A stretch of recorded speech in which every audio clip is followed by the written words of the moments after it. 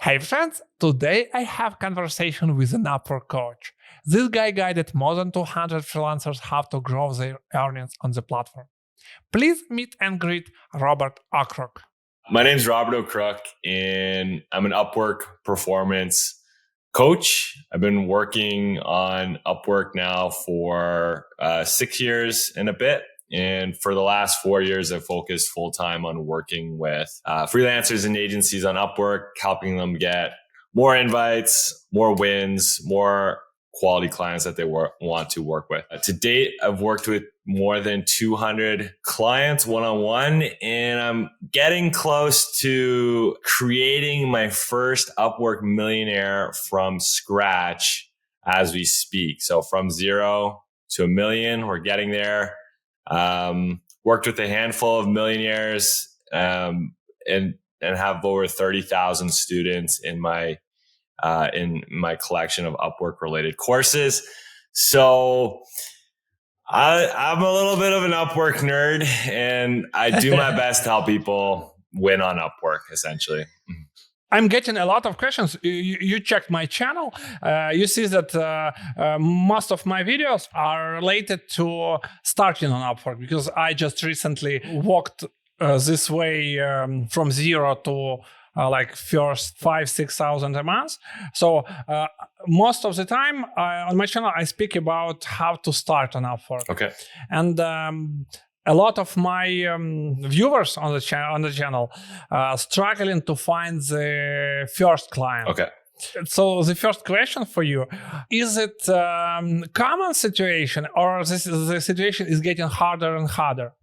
I think the answer is that it depends on the niche. So in general, I think as Upwork has grown, there has been more competition and more freelancers, yes, for sure. But there's also been more clients and opportunities. So why it's niche dependent is that in some spaces over time, it does get more and more saturated, more competitive. Good examples of this would be graphic design, web development. There is probably more people getting into it compared to new opportunities being added. But if we look at one of the newer niches to pop up onto Upwork, for example, anything related to AI, artificial intelligence, there is far more job opportunities popping up right now in contrast to the amount of competition. So it's kind of like the reverse situation. So to some degree, we can say that the more mature a niche is, generally, the more competitive and saturated it is. But it's really a niche by niche kind of situation. So I would not avoid getting onto Upwork just because it's 2023. I would say more we want to look at what is my skill set and what can I help people with, and how intense is the competition in my niche specifically. And then that being said, just because it's competitive doesn't mean you can't win. Just might mean you have to put a little bit more effort and strategy and have some more grit to make it work. Cool. And do you have a specific starter like pack? If someone is like a newcomer or coming to you and asking, what should I do to start on Upwork like successfully? What's my like first 5 steps? So in an ideal world, there's 4 areas that I will work on with a new client to help them get started with Upwork. The first is Upwork profile development. So creating a profile that showcases your skills and talent in a way that is optimized for the human being who's going to look at your profile and judge whether they want to talk to you and interact with you, as well as being optimized for Upwork's algorithm so that your profile is eligible to show up in search results more often, be found by clients, help you win invites eventually on the platform. So that's the first area that we normally work on together. Once we've got a solid foundation with the profile, we're going to shift to the second area, which is automating notifications for ideal jobs on Upwork. We use third-party software to do it. It's the app that I use with my clients is called Leapfrog Leads. It's leapfrogleads.com. There's a free trial if people want to check it out. And what that does is makes it so that when the right jobs pop up on Upwork, we are getting automatically notified for them so that we're not wasting time looking for these jobs because nobody's paying you for them, for looking for them. And we're making it easy to be first to apply, which helps increase our response rate on any proposals we send to potential new clients. And it helps reduce the effect of competitors boosting their proposals. So, trying to be first and spending our time wisely in finding the jobs we apply to. We use third-party software to do that. Profile's done. We're getting notified for the right jobs. Now we're going to start working on proposal sending and feedback. So typically training on how to write a high quality response, high response proposal on Upwork. And so we're trying to balance in my style of proposal sending.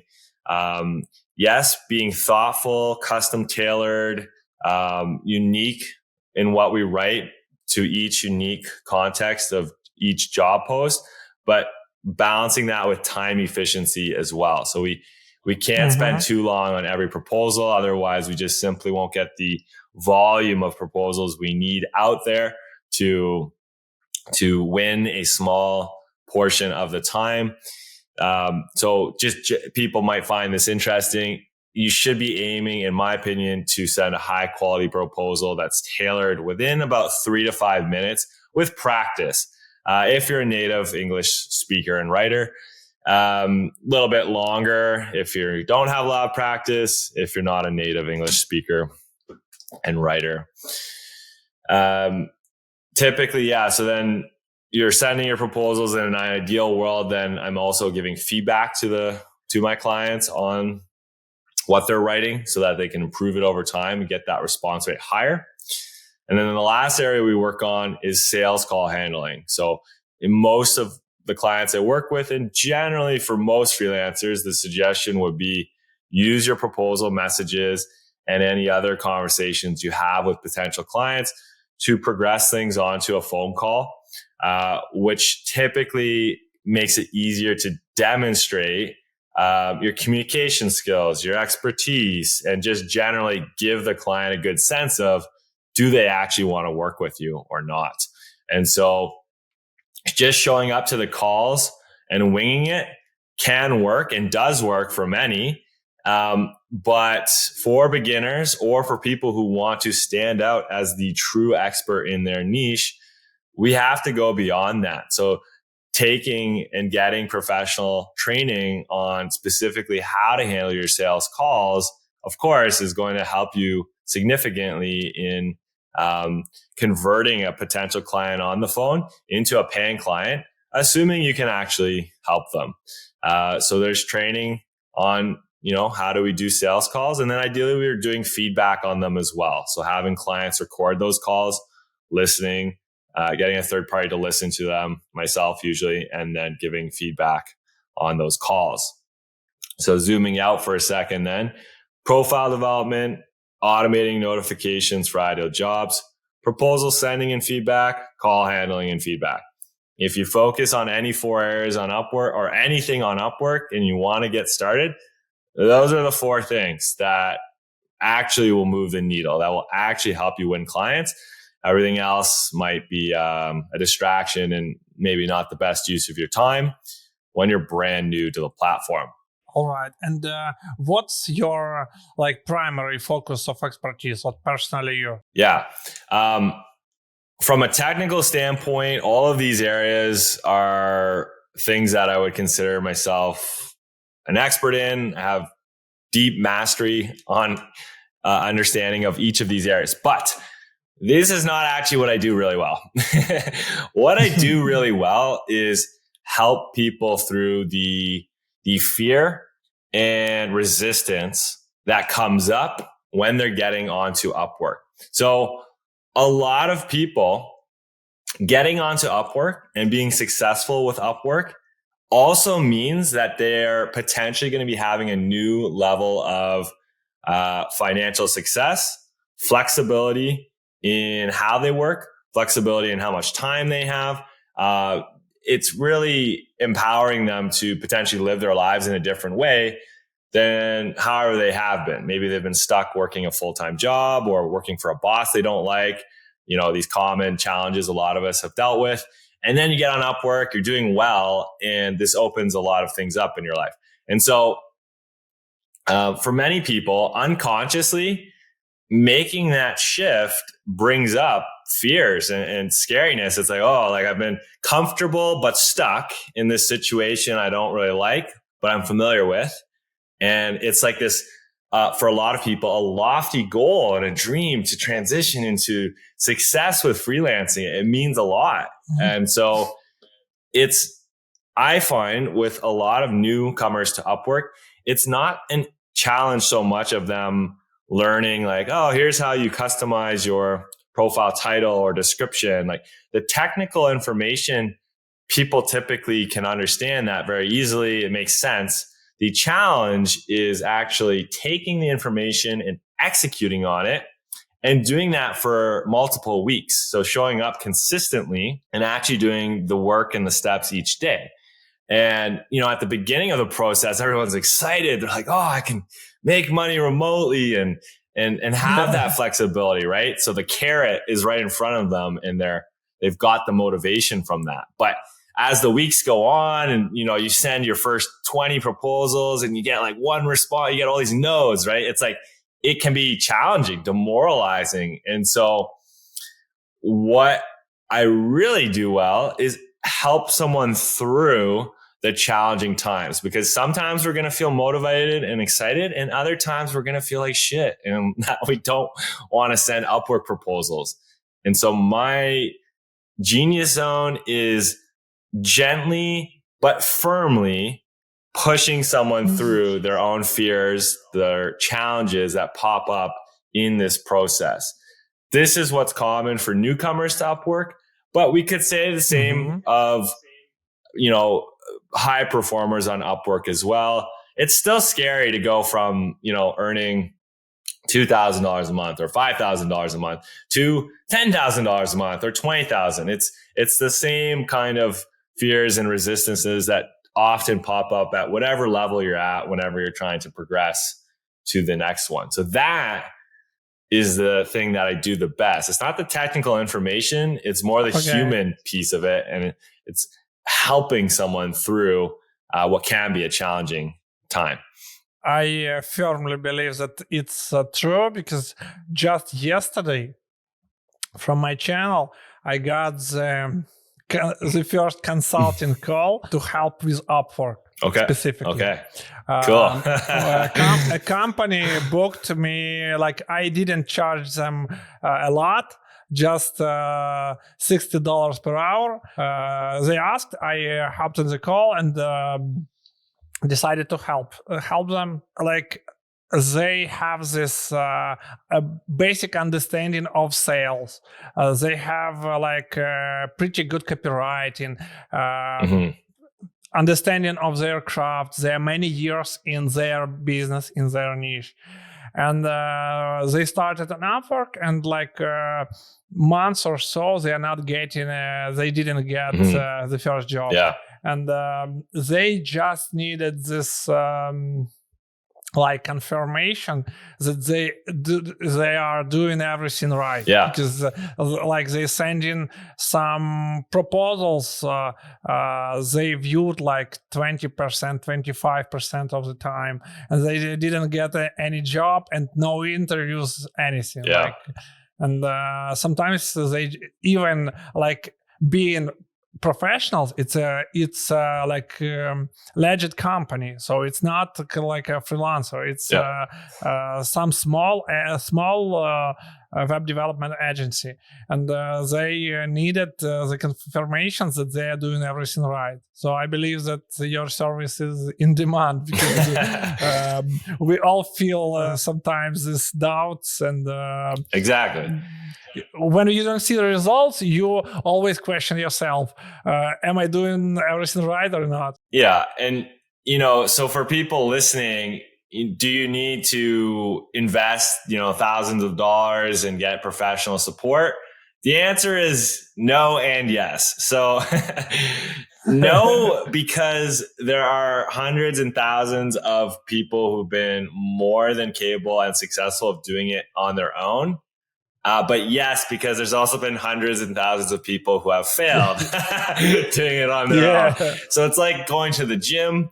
Can you get fit and have success with that goal on your own? Absolutely.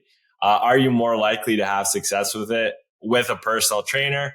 Also, absolutely. Does it cost money to have a personal trainer? Absolutely. Right. So I think on an individual basis, it's just about being honest with ourselves and assessing, do I have the income and time and commitment to invest into myself with support, or do I have the fire in my belly to figure this out on my own? There's shortcuts with support, and there's a cost to that. So it's not that one way is right, one way is wrong. It's just about figuring out what's going to help me the best. What do I have available to myself? Yeah, but I will tell you my story just in a little bit. But I would suggest to go with the help of professional, even though I'm not planning to. I personally do not plan to offer the services. I made this consultation for a company, but I just was curious. I'm not planning. I have a lot of work, so.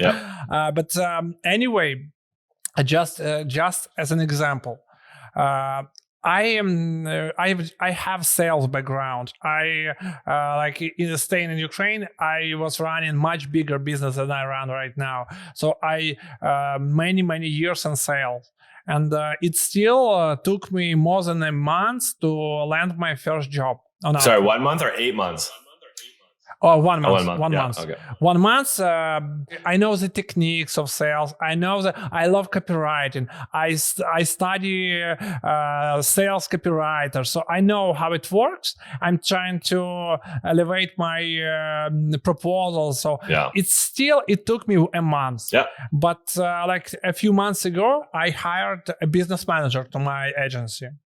And I helped her to land her first job in 4 days, because I got this understanding how to filter out the best job listings, how to find the right tone to the different, to change the proposal to make it more juicy, to stand out among, because I'm trying to make stand out among the. I'm not boosting my proposals at all, and it would be my next question about the statistics. Okay.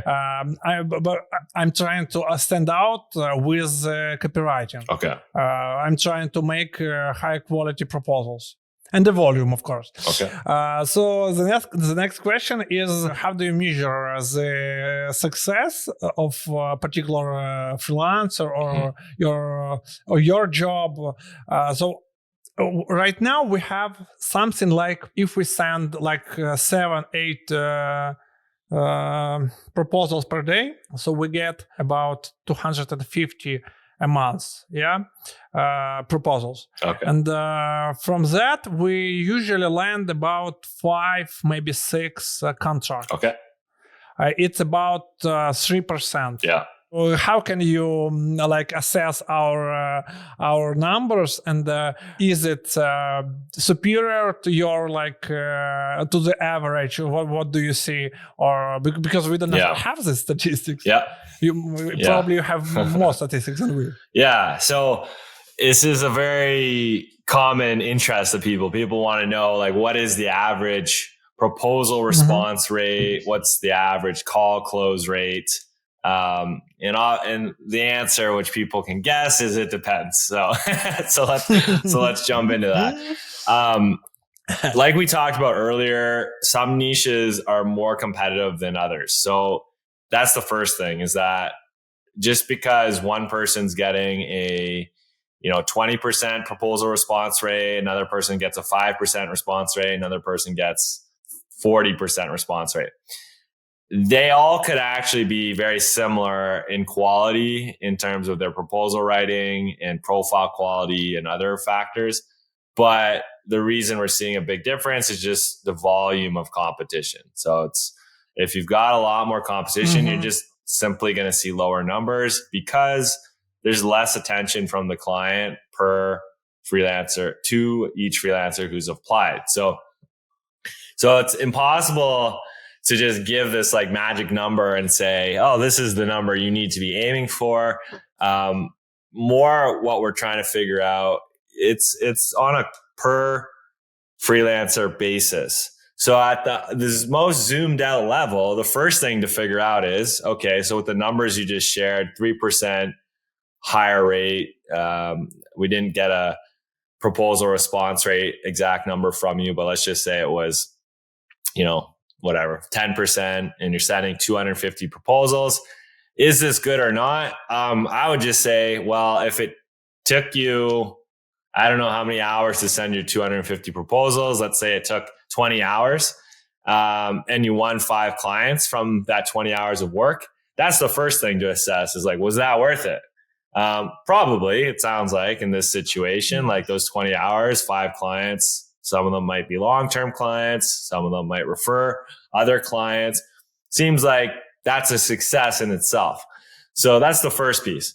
Second piece is then, okay, is it good or not? I don't know. I would avoid worrying about like, is this good in comparison to others?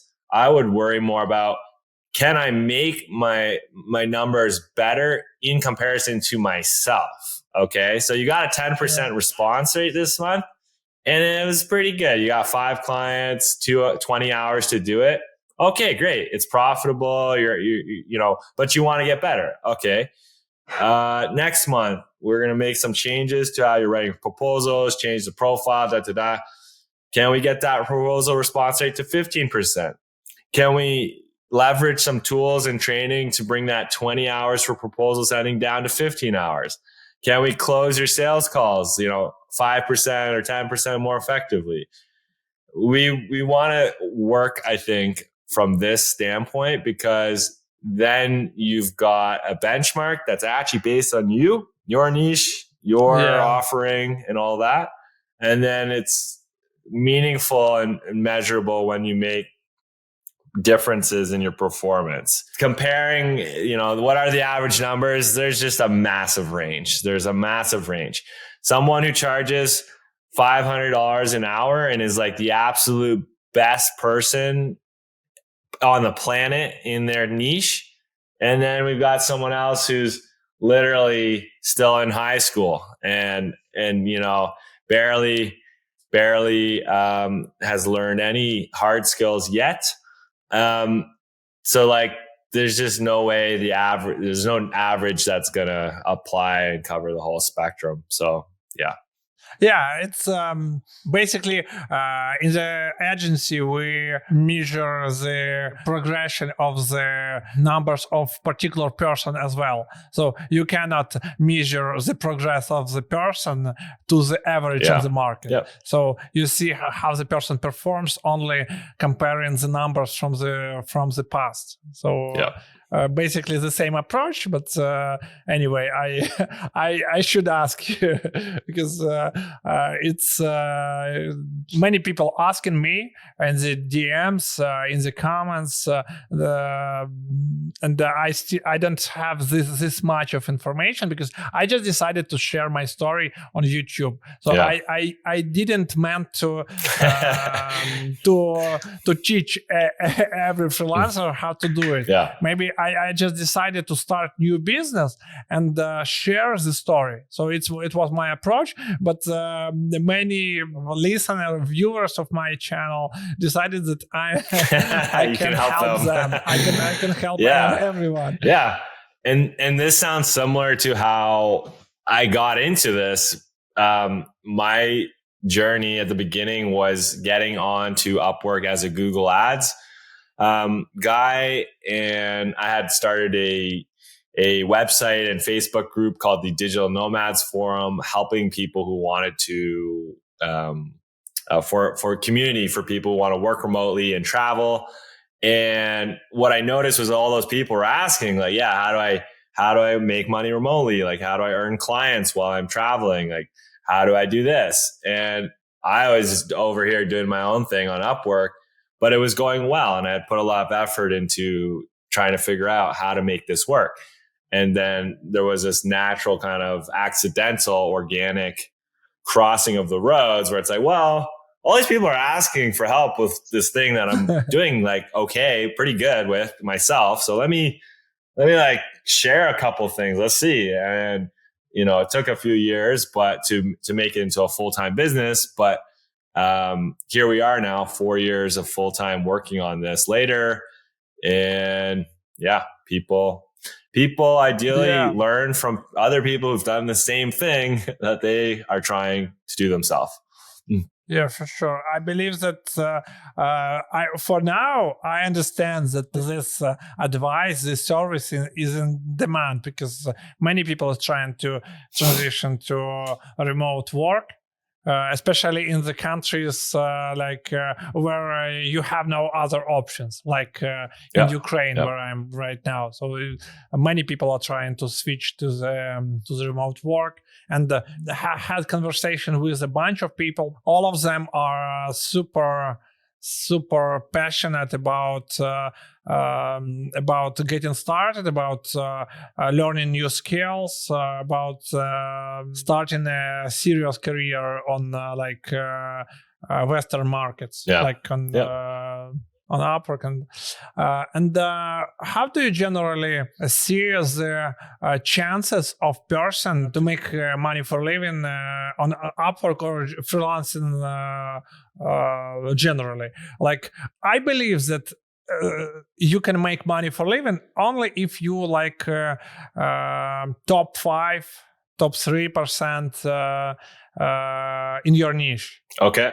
Because you are getting the best jobs, the best rates, the best you're getting invitation all the time. You can choose, do you want to work with a toxic client or not? Or you have a massive privilege once you're getting all these badges, top rated plus and everything. Once I get top rated plus, I started getting much better invitations and how you generally assess the chances and what percentage of freelancer can make decent money from freelancing?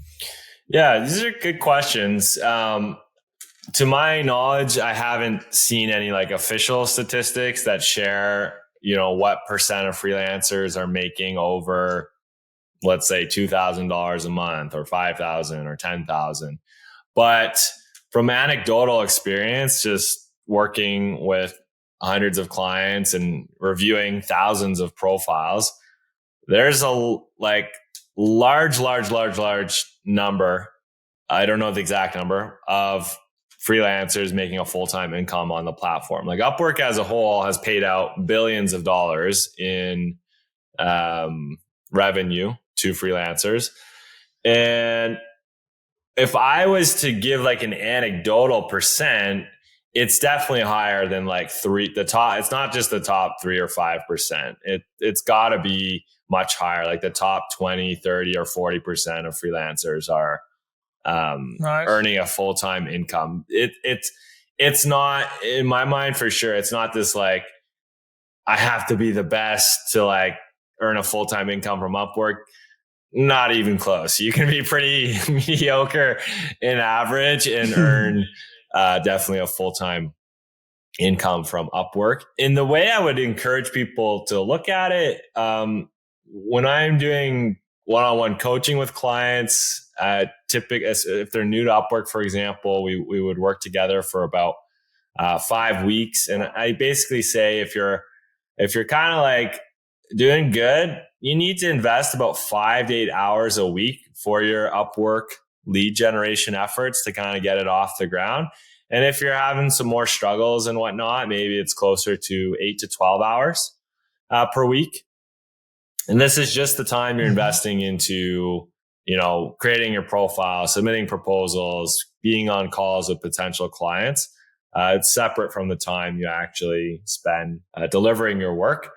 But if that range, let's say like 5 to 12 hours a week of work, if that's something you can invest consistently for 5 weeks and ideally longer, I think if you've got a skill that's reasonably in demand and the quality of your work is reasonable, anyone can be earning a full-time. Anyone who matches that criteria can be earning a full-time income. And so the two biggest challenges then that would stop you from achieving this is, one, is the quality of your work actually decent?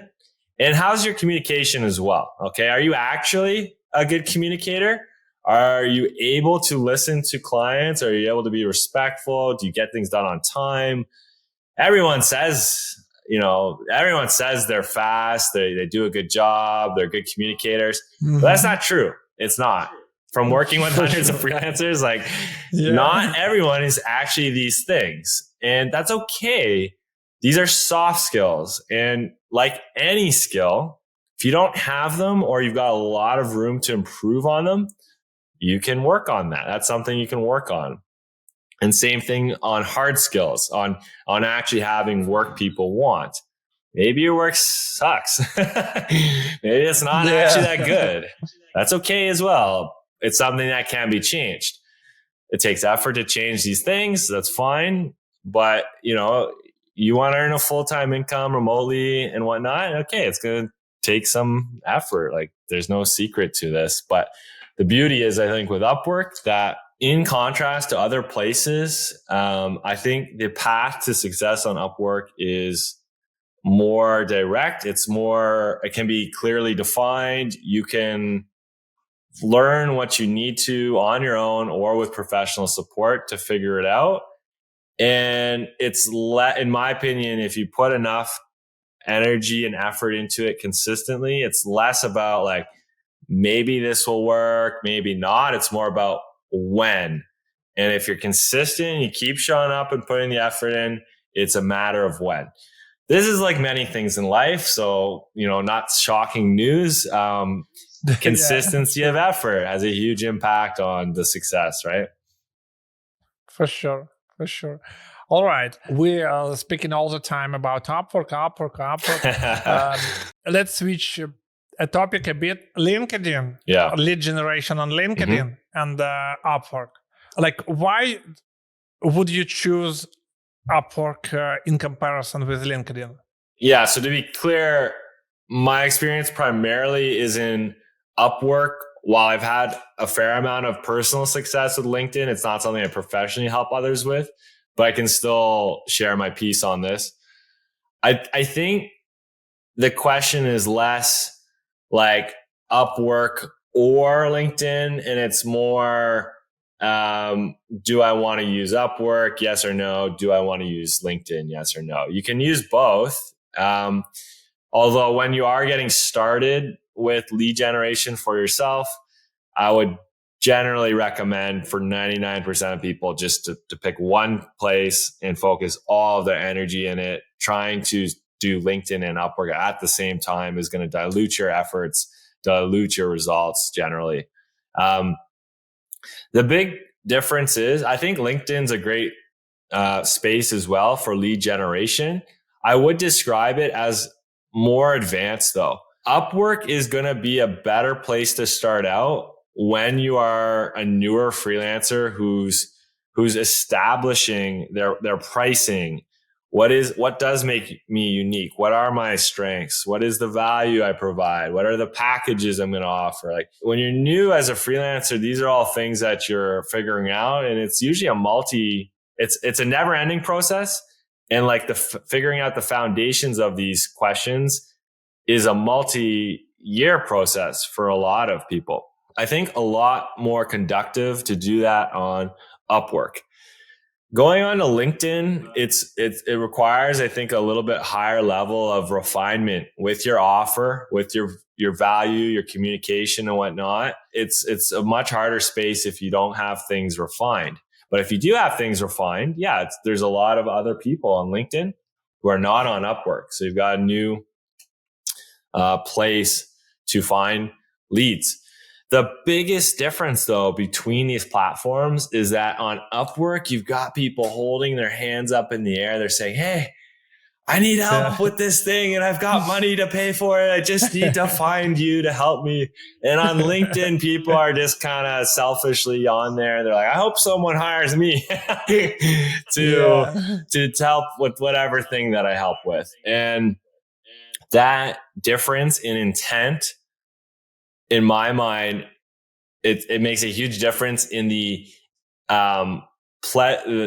pleasurableness or enjoyment there is in lead generation on each platform. For example, on Upwork, many of the calls I would get on they're just smooth and they're flowing. The person wants to talk to you. They want what you're offering. There's so much more initial alignment. And on LinkedIn, people are like, who the hell are you? Like, what are you trying to sell me? The walls are up, the shields are up, and you're putting a lot more effort into selling and convincing. And some people like that, and that's fine. But a lot of people will, I think, struggle with that difference in intention. And it will be more taxing on them. It will be more challenging to deal with that colder energy. So it's not that one's better than the other. I think one is more advanced than the other. LinkedIn is typically a better space for more refined individuals, but they both have a place potentially in your channels you use for lead generation. From my experience, it's the same, because even though I'm connecting with some people in the space who are might be interested in my services in video editing, like head of marketing, chief media officers, many entrepreneurs. Even with connecting, sometimes you just send in some message. Even I don't recall right now the statistics, but we are getting in many times fewer responses, just any responses from our messages. And even we do not sell anything. We're just trying to not pushy. So on Upwork, you are already forming your proposal in a more aggressive way. Like you are I know how to do it. Let me do it for you. Something like that. I'm the best in the field. You should try my service because you are missing a lot if you choose someone else. But on LinkedIn, even if you are just trying to connect and just to reach out and say hi, I'm I'm a YouTuber and video editor from Ukraine. Let's connect. If maybe you will need some service, just let's stay in touch. You are getting just a few responses. Yep, absolutely. Yeah, and all right. Aside LinkedIn, we have some other platforms like TopTal, like Fiverr. Let's answer this question. TopTal and Upwork. What is not only comparison of these platforms? Have you ever met anyone who make full-time TopTal freelancers or something like that? I don't think that I've personally interacted with anyone who's told me they're really pulling in a full-time income from some of these sites, but I do think that's just my own experience. But I'm focused on Upwork, so that's biased. I have seen these platforms, and I do think that there are many freelancers on them that are doing quite well. But back to what we're talking about, like top percents kind of thing. it's probably, that top 3% then on these platforms that are actually making like a pretty good income. The challenge with these platforms is that a lot of them, what I've seen is basically much higher quality jobs, much higher quality freelancers, but much lower volume of both. So there are good opportunities, but there's just not that many of them. And there are good freelancers on there, but there's not that many of them. So that is kind of Upwork's unique advantage, is that because it's got the volume, it's got by far the most number of jobs and freelancers, you get both the highest number of good quality jobs and the highest number of bad quality jobs. And that's fine because if you put the effort in to avoid looking at the bad quality jobs, that's fine. You still have access then to the highest number of good quality jobs.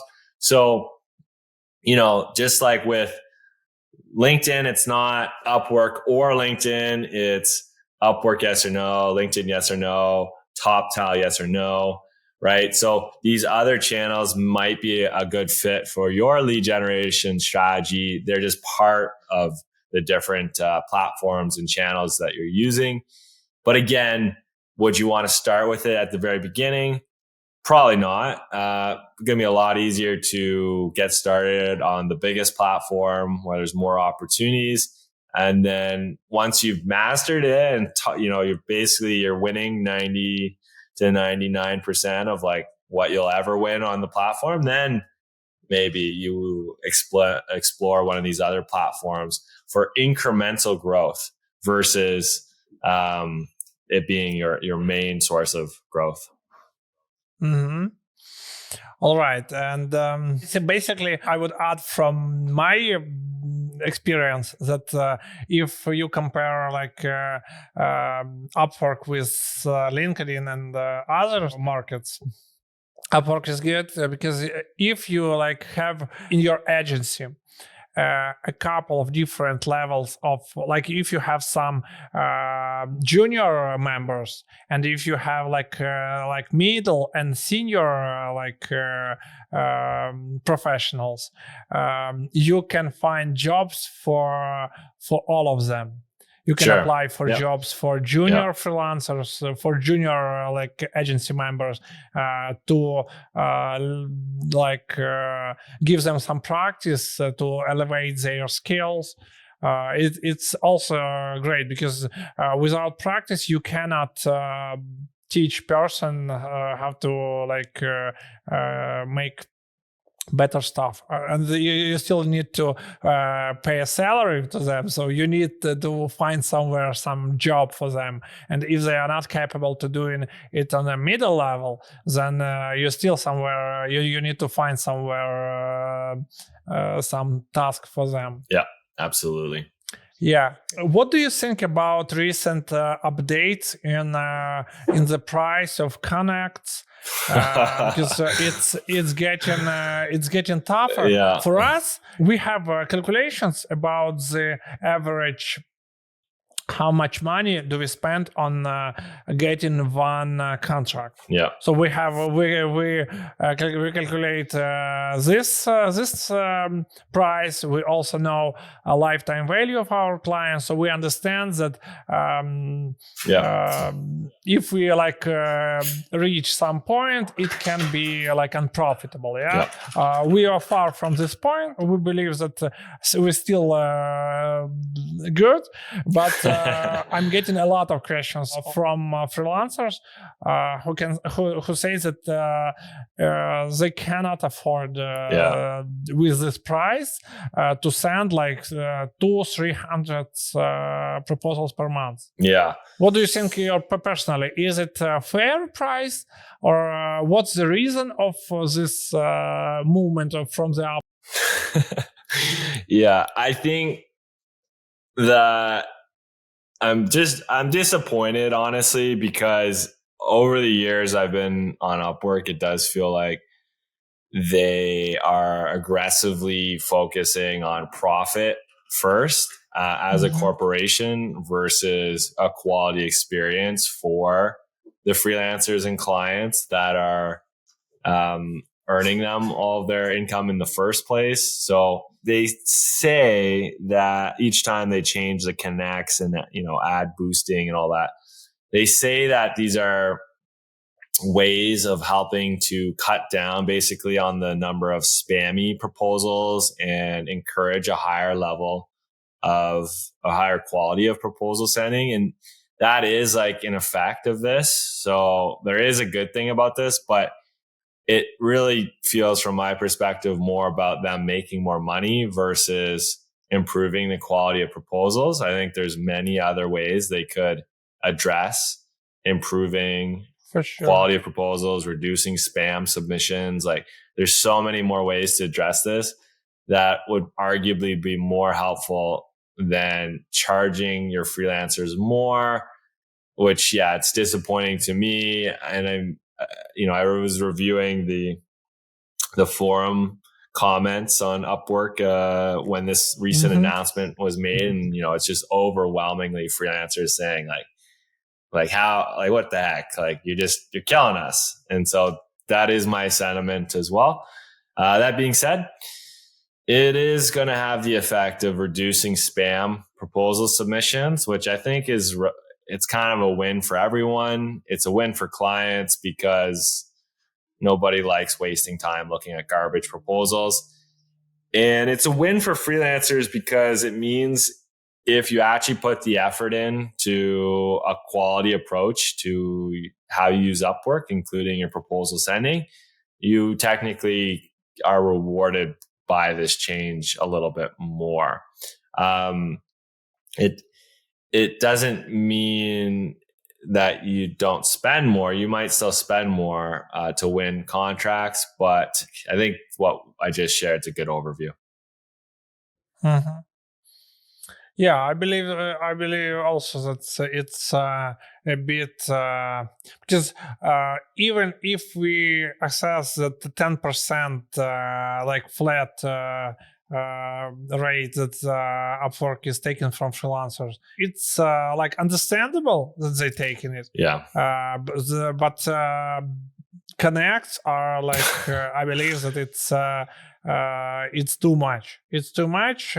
Even though that I can afford it, I think that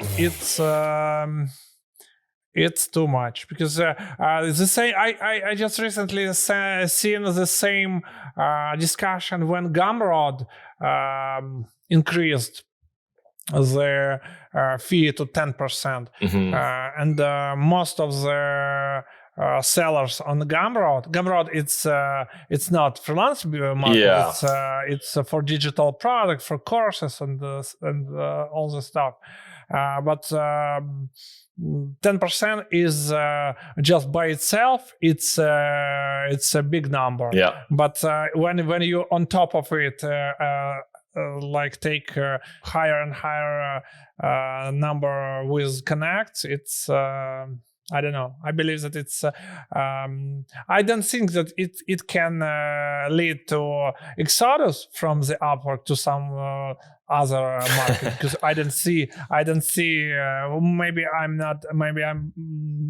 I'm blind and I don't see where you can go from the Upwork because from my experience, I just researched the freelancer.com. I just checked Fiverr. It's for my services. It's not a good fit. Yeah. All right. I had another question about the lifestyle because all these technical things. Like, do you have a lot of success stories that freelancers, like people changed their life in a drastically like better way from Upwork? Yeah, I think like there's kind of three groups of client experiences that I can think of that I can share about. So with probably at this point, dozens of clients, what I've been able to help them do is quit a job they don't like and make their income full-time from Upwork. And for each person that's been able to do that, it always has been like a pretty much giant win. Like, I think anyone who's listening here has probably experienced working a job you don't like, right? It's soul crushing. It's painful. It's the worst thing ever. And just getting relief from that suffering that comes from a job you really don't like it's a huge win in itself. So that is like the first kind of category of wins I've seen with clients. The next would be similar to my background, which is people leveraging their success with remote income to travel while they're working. That's quite exciting. I personally did that for more than 3 years. And it helped for me change my life massively, where, you're going around the world and you're expanding your perspectives, you're meeting new people, experiencing new cultures. It can definitely change you as a human. And so many clients are also doing that themselves. They're working on Upwork, but also exploring the places they want to be. And that's, exciting and fulfilling for them. And the other one that's a trend as well is just like amazing people who are working so hard to do well on Upwork to support their family. So a lot of clients as well are wanting to be able to spend more time at home with their children. And these are got to be some of the best clients that I get to work with, because they're just so selfless and caring so much about someone else. And the whole reason they're working hard at this is not just for them, but it's to spend time with someone that they love. And like that, that lights me up. That brings tingles into my chest and heart. And, that's really ultimately what attracted me to working on Upwork with others. Is I don't really care what you do. You can, take care of your kids, you can travel the world, you can quit your job, and you can do a million other things. If that's what you care about, that's all valid. And so really, if I do a good job in an ideal world with ideal clients, it means I help people spend more time doing what they care about. And that's just, win-win for everybody. I read the description about on your website, and it felt like you have a mission. Have you formulate about helping others to find their way in the digital nomad life? So how much time it took you to get to this mission? How much time? Long time. Because I believe that you start. If you tell me that you started believe that something like it happened to me right now, that you make just one consultation, maybe then another, maybe then you got one client or so. But when you decided to allocate all of your efforts, all of your time, because if you know how to work on Upwork, you probably can. I don't know. I can't assess your earnings or something like that. But I believe that you can sell anything what you like. You have expertise in, sure. I don't think that selling graphic design and or any other services or video editing much difference. So why you decided embark on this journey of helping others? The why is it's just tied to exactly what we were just talking about. It's that when the job is done right, it helps people spend more time doing the things they care about. And that's a personal experience. Like for me, having success with Upwork is what fueled financially my ability to travel for 3 years. And it was in those 3 years that I feel like I started to much more deeply explore who am I and experience just so much. I was able to, fall in love for the first time with somebody else as well as with myself. I've deeply explored passions of mine. I've had just unforgettable adventures and experiences. And there's been so much hardships and challenges and the opposite of these nice things I'm describing as well. But at the end of the day, those things light me up. It's like, what's the point of living? Like, what's the point of why am I on this earth? I don't know exactly, but these experiences and these things have all felt aligned. They've all felt like a worthwhile exploration. And so that's why then it's like, okay, I've realized you want to I want to do meaningful work. I like working generally. I like, providing value to other people. And it's a challenge to figure out for everyone, I think, to figure out like, how do I do that? Like, how do I help others? How do I show up in this world? How do I support myself while I support others? And like, this has accidentally, but also on purpose, it's just become the way that I've figured out how to do this for this time of my life. Sounds amazing. Really. It's really cool. I have just a small question about books, because I'm a book lover. Okay. And I'm always trying to apply knowledge of the greatest, of the greatest copywriters, of the greatest salesperson, of the, I admire the huge businessmen. Do you read a lot, or maybe you can recommend some books? Yeah. Or you just learning with your personal experience? What's your approach about that? Yeah, I love reading. I read almost every night before I go to bed. Usually I'm reading fiction books, but I have read many self-help and educational related books as well. I think like on a professional level, there's a couple books that stand out. The first would be The 4-Hour Workweek by Tim Ferriss. That was definitely a book that got me excited into the whole digital nomadism thing. And it's considered the Bible, really, of digital nomads. Yeah. I don't love everything in that book and Tim Ferriss's like approach to how he's treating people in it. I'm not fully like aligned with, but at a minimum, that book brings up so many interesting, I think, thoughts that many of us have never had before. And it can be very helpful in exploring, getting into traveling and working remotely. The other book that definitely was pivotal for me was Launch by Jeff Walker.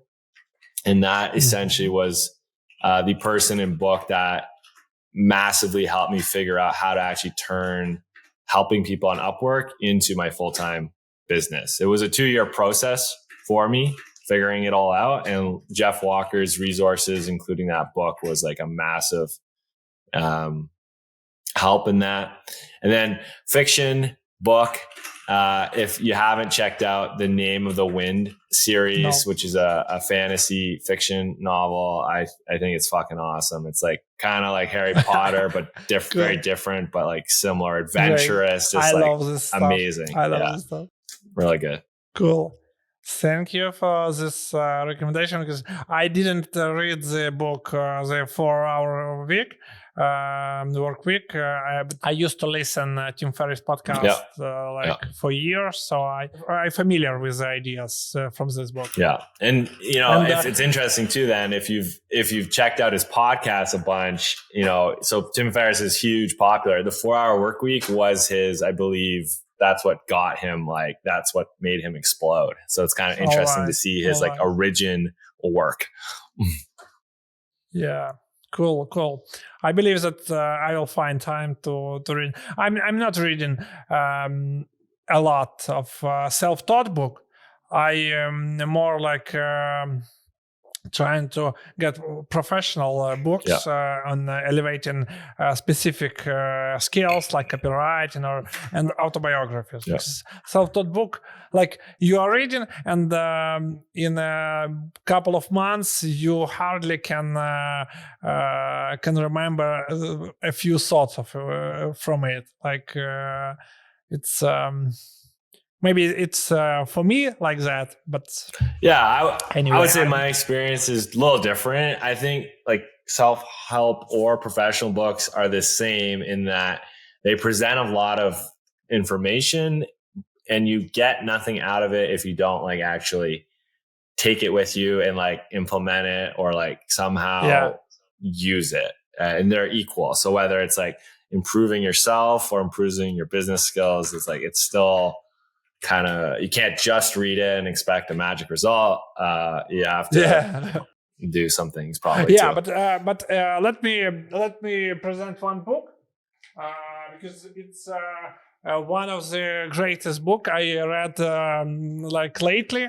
It's the Adweek Copywriting Handbook from Joseph Sugarman. All right.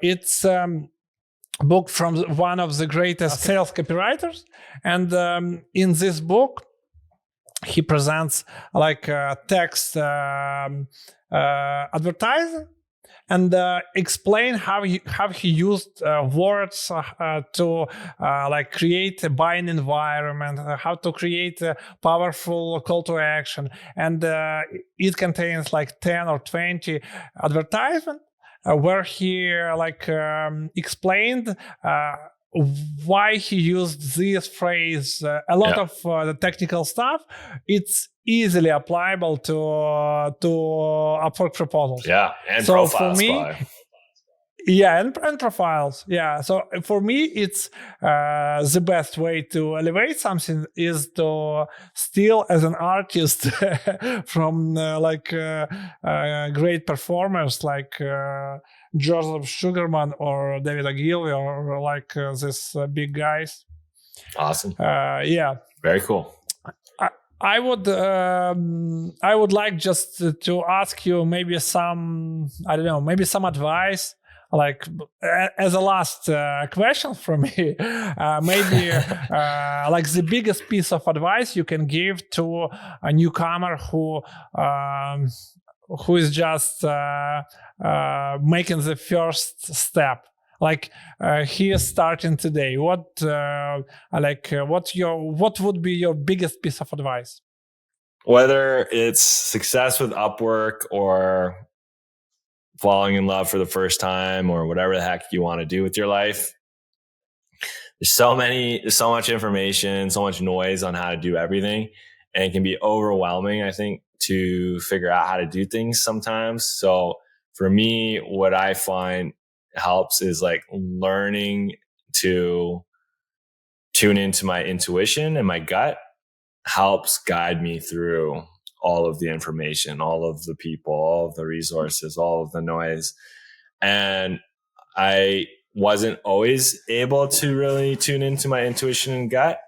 And there's many practices, there's books, I'm sure videos, there's all kinds of resources that can help you explore tuning into your intuition and gut if that's not something that you're very tuned into. So it kind of is like creating this compass for yourself that I think helps you with just like everything you're going through in life. So that would be my general piece of advice is like, listen to your compass. And if your compass is silent right now, my words pique your curiosity, then maybe you explore exploring that relationship with your internal compass.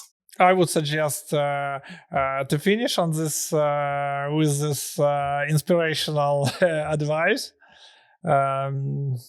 It was a pleasure to host you. Thanks, Anton. I got a lot of insightful information from you. Hopefully, audience is going to enjoy our conversation as well. Yeah. Awesome. Maybe if any of you want to ask Robert any questions related to his services or anything, go ahead in the comments. Yeah. And you can also, Robert, please specify where we can find you on social media. Do you active on Twitter or we should call it X right now? Yeah, I'm not super active on social media, but people can find me through my website, robertocrook.com, on LinkedIn and Upwork under Robert O'Crook as well. And maybe in the show notes, we can include those links. Cool. Thanks for tuning in. Awesome. Okay. Cool. Bye-bye.